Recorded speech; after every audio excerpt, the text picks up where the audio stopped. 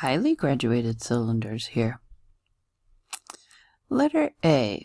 What is density? A little refresher, density is the compactness of an object.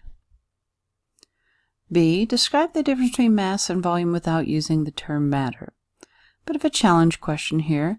Challenge not meaning it's impossible. Challenge more so meaning it might take a few extra moments of thought to critically think through describing the difference between mass and volume without using the term matter.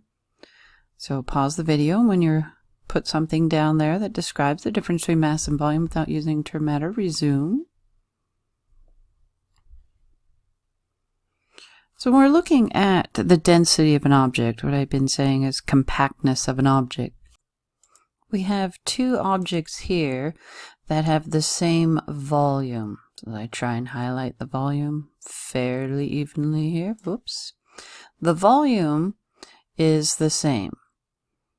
So the number of cubes that could fit in these highlighted rectangles is the same. But you're seeing not very many particles in this one on the left, whereas here you're seeing lots and lots and lots and lots and lots of particles. So this one is much more compact. Many more particles in the same amount of volume as this volume, but fewer particles, not as compact. So a higher versus a lower density.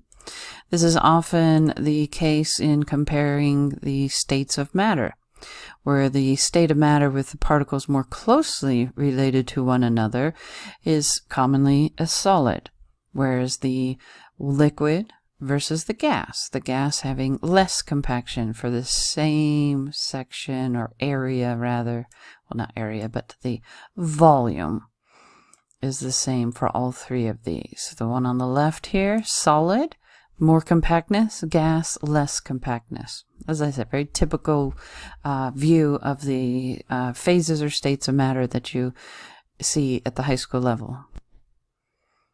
How can this relationship be expressed mathematically? The relationship of the connection between mass and volume. How are they related to one another?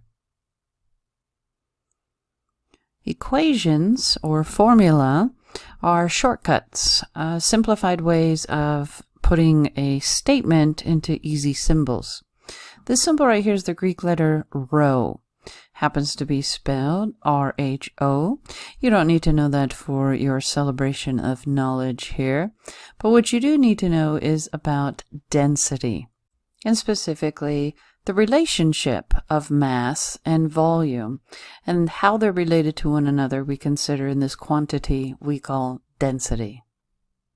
You may be familiar with a film series from a few decades ago of Back to the Future, and this classic "I'm your density" line is taken from a scene here where George McFly is asking his hopefully future wife to the enchanted ball where they fell in love, and Marty McFly needs to make sure that they do still fall in love so Marty McFly can exist in his present future time. And George, being so nervous here, instead of saying "I'm your destiny," his nerves get the better of him and he says "I'm your density." So sweet. We point this out to you because to explain or think of the mathematical relationship between mass and volume, expressed mathematically as rho is, well, I'm your density. I'm your density.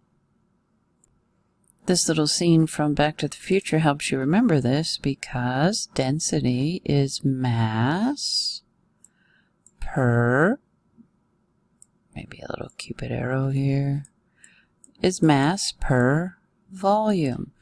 And hopefully that's a way you can remember density is amount of mass per unit of volume.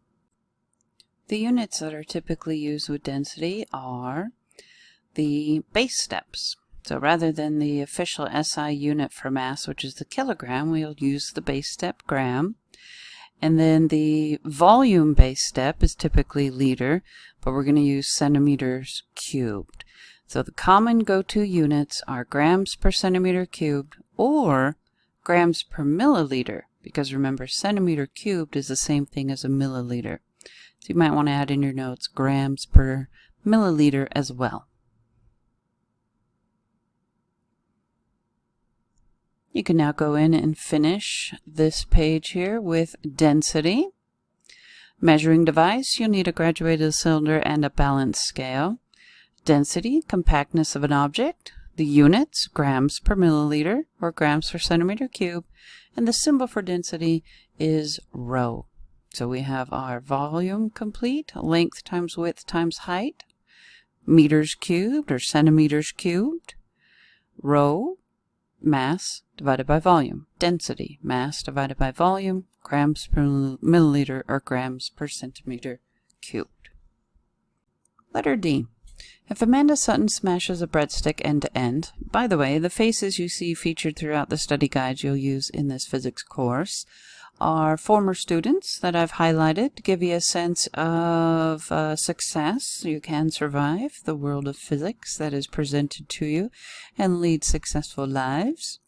So if Amanda Sutton smashes a breadstick end to end, what happens to its volume? Its density. Now we're instantly hungry for breadsticks. If I take this breadstick, smush it end to end, instead of taking up this much space in the basket, it now would take maybe this much space in the basket. So the volume has decreased.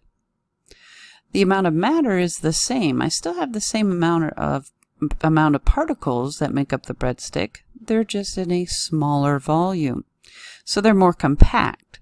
More compactness, higher density. So mass remaining the same, when the volume is decreased, the density will increase.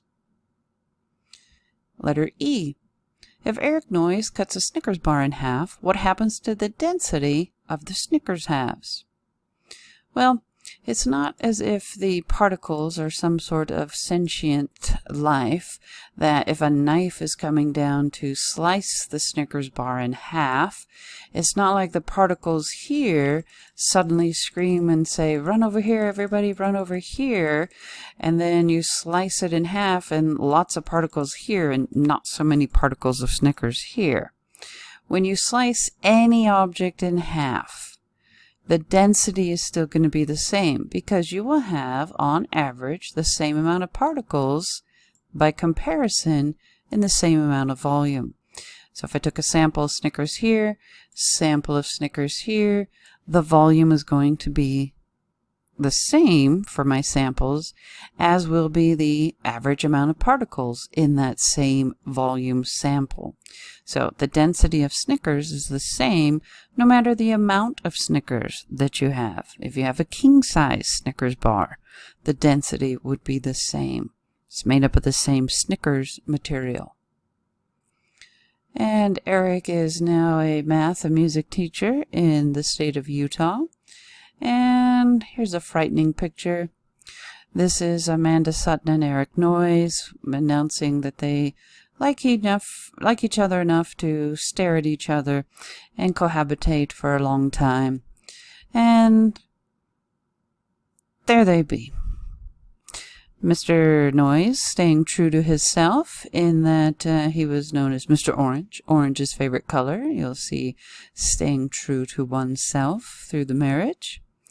And if getting married wasn't bad enough for former students, they decided to make humans.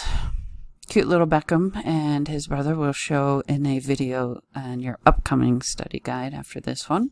So there's the happy Noyes family. Letter F. Which has a greater density? Brandon Price's 1 liter of Diet Coke or best man at the Noyes meeting, 3 liters of Diet Coke. Explain your choice. All right, so Diet Coke. If I have a can of Diet Coke, this Diet Coke's density is same as this amount of Diet Coke density, same amount of density as this can, and same amount if I had a can that was much, much larger in volume. If I had a pond of Diet Coke, the density would be the same as a can of Diet Coke. Mr. Price went from graduating a high school in northern Utah in purple and white and went and worked at the University of Central Arkansas for a while and kept the purple theme and is now working in Texas. So the greater density, 1 liter or 3 liter, it is the same. There's not a greater than. The density of any substance is the same for that substance, whether it's half, a quarter, a fraction of it, or many times larger than the comparison size. The density of an object is the same as that object. Now, when I came to the Cache County School District, went to the first formal faculty function, and there was this wonderful Aggie Punch at the USU Grand Ballroom. And let's play the Sesame Street game of which one of these is not like the other. This one, perhaps? Well, the attention was over this way, so I'm looking over in this direction at the action of the event, and out of my peripheral hearing, I hear the classic sound. I look over, and wouldn't you know it, the Diet Coke Queen of Cache County School District, Miss Rassy-Rass, why yes, she did smuggle her own Diet Coke to the occasion. With Coca-Cola and Diet Coke, if you were to have them unopened, so both sealed, place them in a bathtub, why not? Okay, maybe not a tub, and a tank of water. Water's density is 1 gram per centimeter cubed, or 1 gram per milliliter. Something that is more dense than 1 gram per milliliter will sink, whereas something less dense than 1 gram per centimeter cubed will seem to float in that medium. So Coke will sink, Diet Coke will float. Science is all about reproducibility and patterns. We can't just show you one and call it fact. So reproducible results, Diet Coke floats, Coke sinking, Diet Coke floating, Coke sinking, Diet Coke floating. And it's any type of cola. You take its companion diet version, the diet will float and the full will sink. I probably should have led with this, the more politically correct, cola and Diet Cola. Here we have a billiard ball, and this is a very dense object, very massive, lots of particles in a small amount of volume. But you'll notice it's sitting in a container typically held for liquids, and here we do have a liquid. It's the liquid Mercury, and so this is a very dense object, but it's able to float. So even though this billiard ball would sink in water, it actually floats on Mercury. And we'll show you how dense Mercury is, such that heavy objects, massive objects, can float on them. We'll show you a snippet from a show highlighting an experiment where we will have demonstrated for us a cannonball, so think probably lead. A cannonball will be dropped into a pool of mercury. Because the Torricelli experiment is portable. And it's portable because the mercury column is short. Why is it short? Because mercury is a very dense liquid.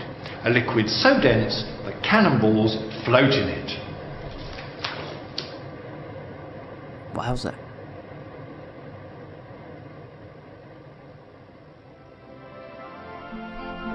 Mercury is so dense that a human would float on a pool of mercury. This right here is a beam from reflection above onto this surface of mercury. Some of you may have a gut instinctive reaction that this is horrible, save the man, he's touching mercury. He's fine. The dangers of mercury are real, but it's all about ingesting mercury that causes the damage. So he's not sitting poolside with a straw taking in the mercury and ingesting it. He's just sitting on the surface of this vat of mercury.